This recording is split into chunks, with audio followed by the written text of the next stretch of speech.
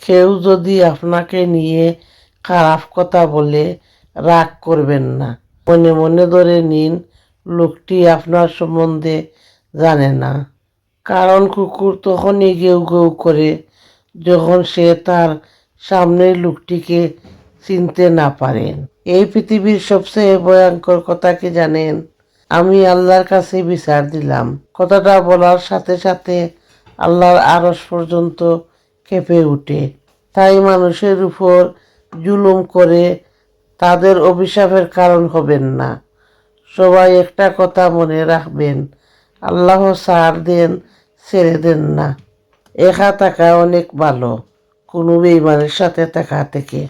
একা থাকা অনেক ভালো কোনো বিশ্বাসঘাতকতার সঙ্গে জীবন কাটানোর থেকে।